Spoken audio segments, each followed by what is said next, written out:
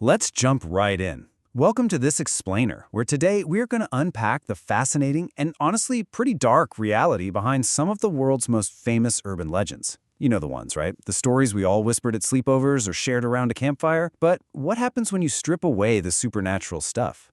What actual historical events are hiding underneath? Well, that is exactly what we're going to uncover today. Imagine for a second, what if those deeply rooted childhood fears, the monsters you were promised were just silly stories, what if they were actually grounded in absolute, undeniable fact? Okay, let's dive into this because I gotta tell you, the line between a totally fabricated monster and a very real threat, it's way thinner than you might think. Section 1. When legends become reality. Let's look at why this happens. To understand this, we really have to look at human psychology.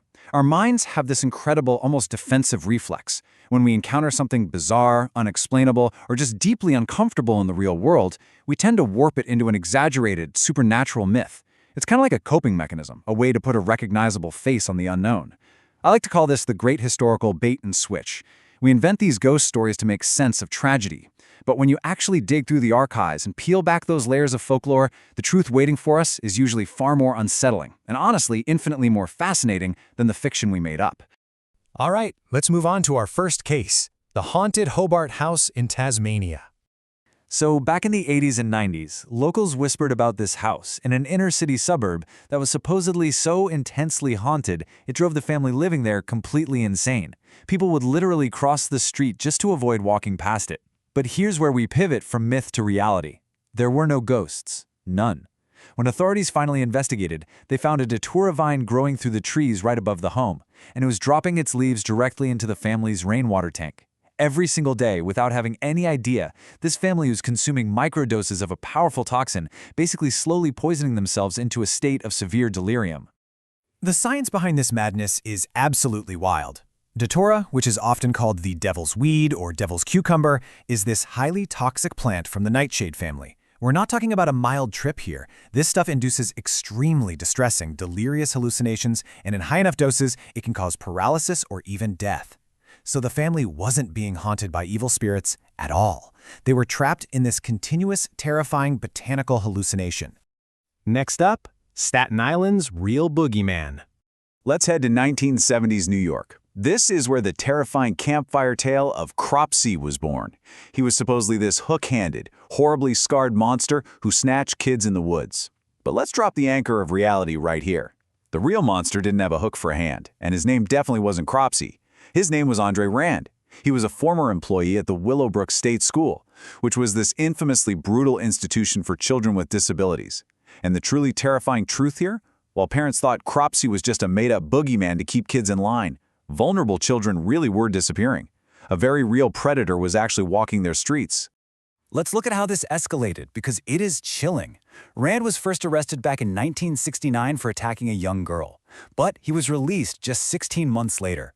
He then spent the entire next decade as the prime suspect in a string of disappearances involving vulnerable kids. He managed to evade full justice for years. People would even see him buying kids fast food. Finally, in 1987, undeniable evidence tied him to the murder of 12-year-old Jennifer Schweiger. To put this in perspective, his earliest possible release date isn't until 2037. The boogeyman was horrifyingly real. Moving on to the Hermit of North Pond in Maine. Up in the Kennebec Valley, for decades, there was this mysterious, almost ghost-like thief terrorizing isolated cabins. This guy left no tracks, triggered 0 alarms, and would steal bizarrely specific items. Naturally, locals dubbed this unseen entity the North Pond Hermit. They searched the woods for years, found nothing, and that just added to this whole supernatural aura. But the reality, profoundly human. In 2013, police finally caught the boogeyman.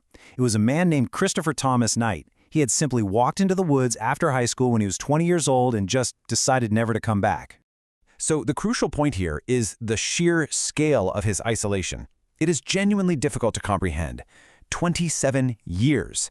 He lived completely alone in those woods for nearly 3 decades. When the police asked him how long he'd been out there, he'd completely lost track of normal calendars. Get this, he actually measured his disappearance based on the 1986 Chernobyl nuclear meltdown. The extremes of his survival really pushed the boundaries of human endurance. We're talking surviving brutal Maine winters where temperatures dropped to 20 degrees below zero in just a nylon tent. He never lit a single fire the entire time, just to avoid smoke giving away his position. Want to know something crazy? The only genuine possession he hadn't stolen was the pair of glasses he'd been wearing since his 1984 high school yearbook photo. And in 3 decades of total isolation, he only ever spoke one word. He said hi to a single passing hiker. That is it. Let's broaden this out. Global myths and monsters. This bizarre reality-to-myth pipeline isn't just an American thing. It happens all over the world. Over in Northwest England during the late 80s, kids passed around these terrifying playground rumors about a massive giant called Purple Aki who would swallow teenagers whole. Honestly, it sounds ridiculous, right? But the actual, uncomfortable reality was a man named Akinwale Arobike. Now, he wasn't eating people, obviously, but he did have this obsessive compulsion to approach young men, uncomfortably squeeze their muscles, and demand that they perform squats for him. Now, this urban legend turned incredibly dangerous and really tragic. In 1986, a 16-year-old boy named Gary Kaller was terrified because Arobike was pursuing him. While trying to run away, Gary tragically jumped onto some train tracks and was accidentally electrocuted. Arobike ended up spending decades in and out of jail for harassment and witness intimidation. And shockingly, I mean literally no way you'd expect this, videos surfaced as recently as 2023 showing him still walking the streets of Leeds, continuing that exact same behavior. Let's jump over to the Swiss town of Males. For years, locals there reported seeing this terrifying 6-foot-tall figure roaming the woods. It wore a boiler suit and a vintage gas mask. Naturally, the rumors absolutely exploded. Was it an alien? The ghost of a dead soldier? Known locally as Le Loyon, this myth just kept growing and growing until 2013, when a hiker finally snapped a clear photograph. That photo proved to the world that this wasn't an alien at all. It was just a real, deeply reclusive human being. But the sudden international media spotlight had a truly devastating effect. Shortly after that photo was published, Le Loyon's clothes were found abandoned in the woods, and right next to them was a heartbreaking note titled, "The Death Certificate and Will of the Ghost of Moles." In the letter, they accused the media of murdering a harmless being by turning them into a circus freak, completely robbing them of the quiet woodland walks that they called their happiness therapy. It's a really tragic reminder of the human cost behind our fascination with the unknown. Finally, let's look at the Bunnyman Bridge mystery in Virginia.